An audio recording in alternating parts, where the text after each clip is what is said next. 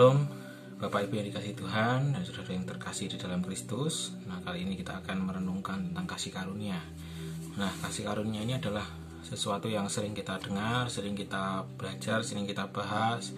Tapi jujur sebenarnya ini adalah sesuatu yang sangat sulit, karena kasih karunia ini adalah menjadi suatu tema besar dalam kekristenan yang mengubah, yang berbeda dengan agama-agama yang lain, dan ini menjadi kunci bagaimana kita memahami Kristus dengan benar dalam hidup kita, karena semua berdasarkan kasih karunia. Dan yang tentunya membuat kasih karunia menjadi sulit adalah kasih karunia ini hadir sebagai sebuah pemberian atau sebuah anugerah kepada kita, amazing grace, sebuah anugerah yang luar biasa yang Tuhan berikan. Nah, untuk melihat semuanya ini, untuk melihat bahwa semuanya ini adalah anugerah, ini tentu bertentangan secara natural, bertentangan dengan apa yang kita upayakan, apa yang manusia secara natural perjuangkan dan yang lainnya. Jadi ini sebuah tema yang sebenarnya tema yang sering dibicarakan, mungkin bagi banyak orang sudah dianggap sering dibicarakan, tapi sebenarnya ini adalah yang paling sulit, yang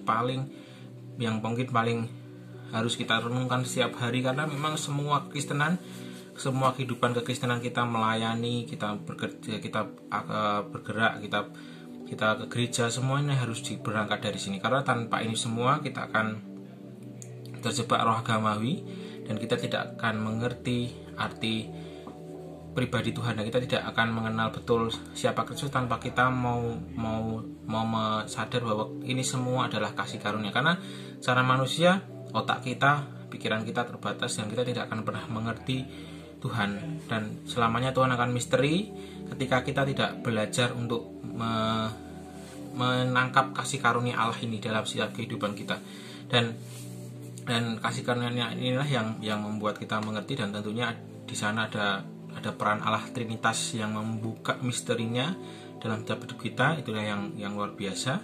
Dan sebentar lagi kita akan merayakan Natal. Natal ini adalah sebuah momentum yang sangat luar biasa dalam kehidupan iman Kristen, karena Tuhan hadir di dunia. Dia membuka misterinya, dia membuka misteri rahasianya, dia mengenalkan pribadinya, dia hadir pada manusia.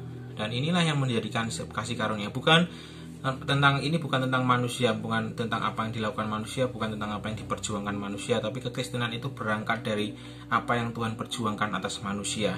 Dan ini menjadi dasar dan menjadi sesuatu yang sangat penting, yang tidak boleh diganti oleh yang lain, karena kekristenan tidak bisa berangkat dari apa yang manusia lakukan, apa yang manusia perjuangkan, tapi kekristenan berangkat dari apa yang Tuhan rancangkan, kemudian apa yang Tuhan lakukan, dan kemudian apa yang Tuhan siapkan untuk masa depan manusia. Dan inilah hidup di dalam kasih karunia.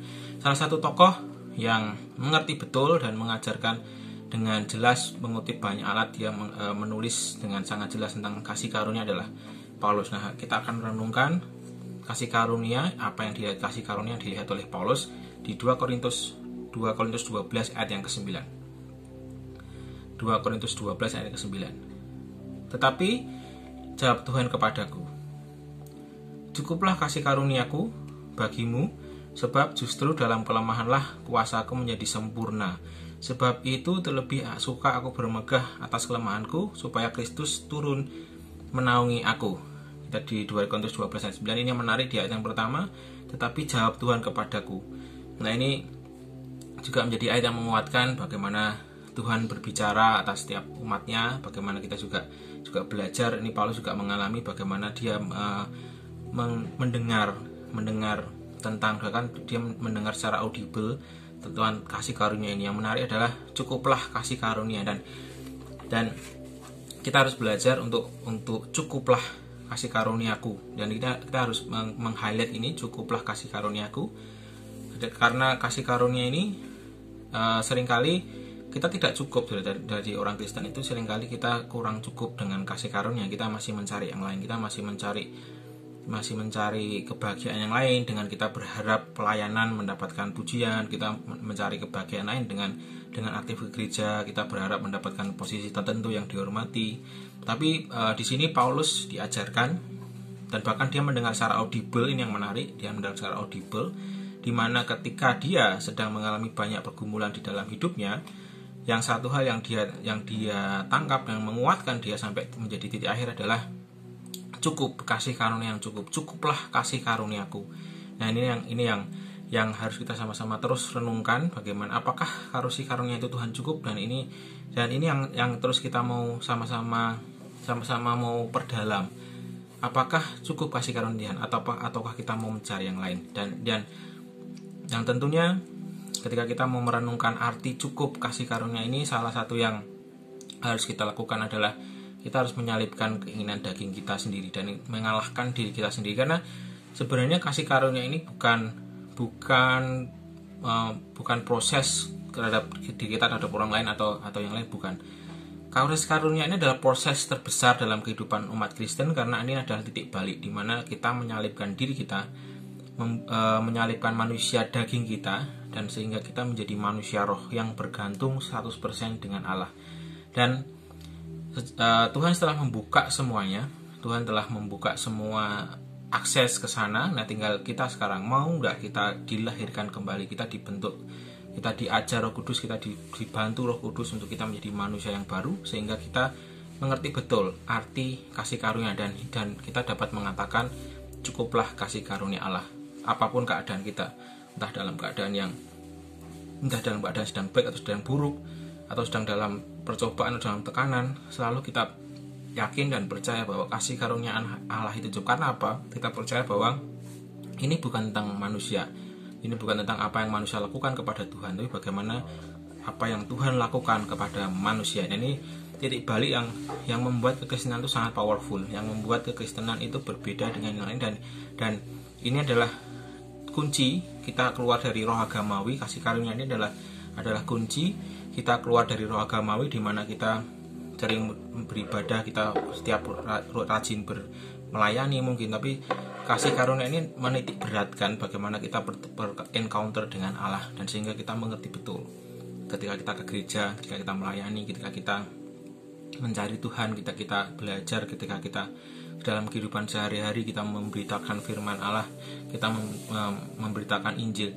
Di situ kita menyadari betul bahwa ini semua adalah kasih karunia, bukan sekedar usaha manusia untuk dipuji, bukan sekedar usaha manusia untuk menjadi lebih baik, bukan sekedar manusia untuk lebih bermoral, itu jelas tidak. Tapi kasih karunia adalah sebuah titik balik di mana kehidupan kita ditangkap oleh Kristus dan kita masuk di dalam pribadinya dan kita melakukan kehendaknya. Ini adalah suatu hal titik balik yang tentunya dimulai dari encounter dengan Allah.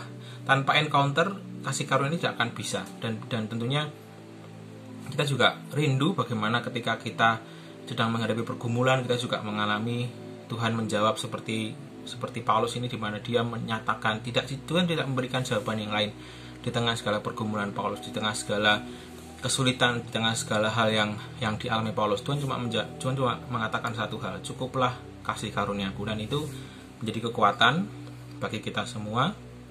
Dan kiranya kita selalu terus sadar bahwa kekristenan tidak dibangun dari hasil usaha manusia, perjuangan manusia. Hidup kita bukan dari perjuangan saja, bukan sekedar berjuang atas hasil perjuangan manusia, tapi hidup kita adalah kasih karunia, di mana kita hidup dan kita bekerja lebih daripada yang lain, kita berusaha lebih daripada yang lain, kita menjadi apa yang Tuhan mau, kita berusaha mengerjakan pelayanan, kita berusaha untuk melayani Tuhan, kita aktif ke gereja. Itu semua bukan karena kita berusaha atau kita sekedar ini, tapi adalah satu kasih karunia yang membuat kita sadar bahwa ini semua adalah bukan semata-mata untuk kita mendapatkan sesuatu dari Tuhan, bahkan berkat. Tapi ketika kita melayani Tuhan, kita mencari Tuhan, ketika kita ikut Tuhan, itu semata-mata karena kita mendapatkan sebuah